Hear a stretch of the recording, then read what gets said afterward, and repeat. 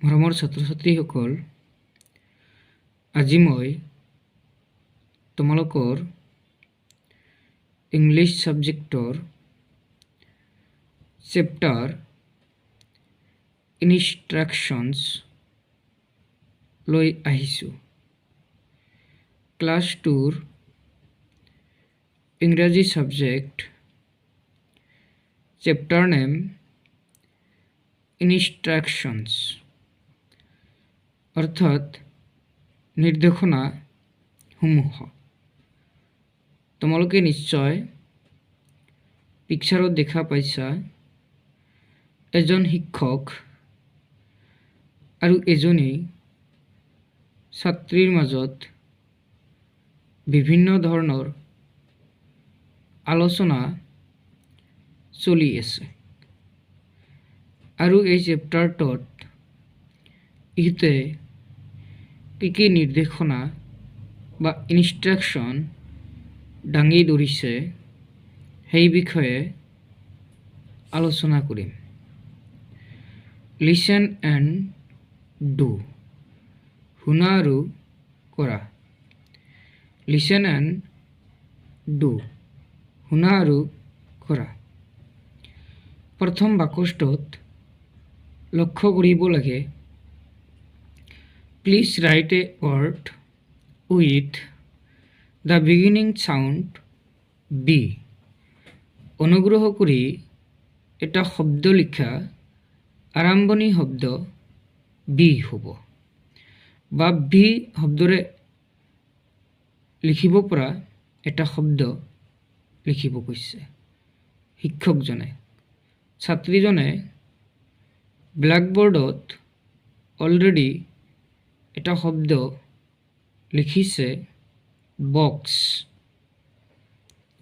তেতিয়া শিক্ষকজনে ছাত্ৰীজনীক কৈছে, থেংক ইউ, ধন্যবাদ।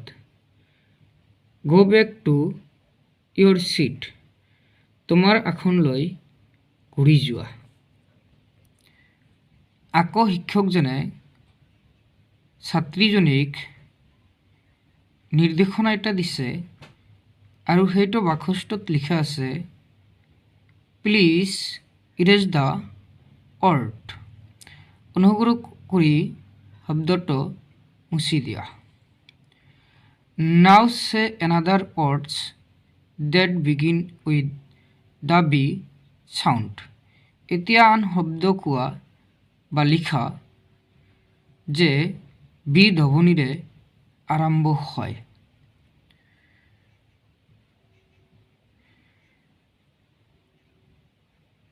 আকৌ বাকচটোত এনেকৈ নিৰ্দেশনা দিছে, থেংক ইউ, ধন্যবাদ। Go back to your seat, অনুগ্ৰহ কৰি তোমাৰ আসনলৈ ঘূৰি যোৱা। আকৌ মই প্ৰথমৰ পৰা আলোচনা কৰিম।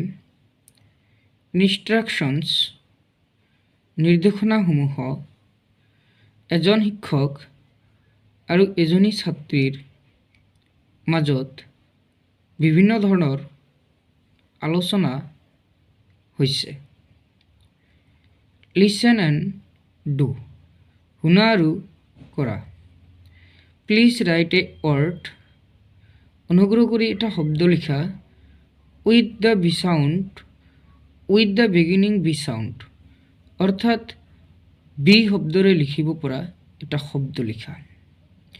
ছোৱালীজনীক শিক্ষকজনে কৈছে আৰু বৰ্ডত অলৰেডি ছোৱালীজনীয়ে এটা শব্দ লিখিছে, বক্স। তাৰপিছত আকৌ শিক্ষকজনে কৈছে, থেংক ইউ, ধন্যবাদ। Go back to your seat, তোমাৰ ছিটলৈ ঘূৰি যোৱা। আকৌ শিক্ষকজনে কৈছে, প্লিজ ইৰেজ দ্য ৱৰ্ড, শব্দটো মুছি দিয়া।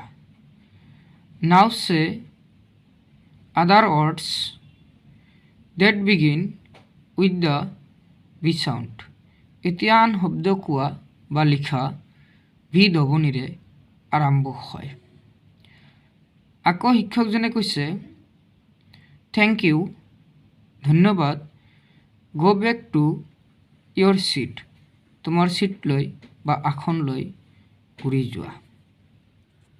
মৰমৰ ছাত্ৰ ছাত্ৰীসকল, যদি তোমালোকৰ মোৰ ভিডিঅ'টো ভাল লাগিছে তেনেহ'লে ছাবস্ক্ৰাইব কৰিবা, লাইক কৰিবা, কমেণ্ট কৰিবা, লগতে শ্বেয়াৰ কৰিবা।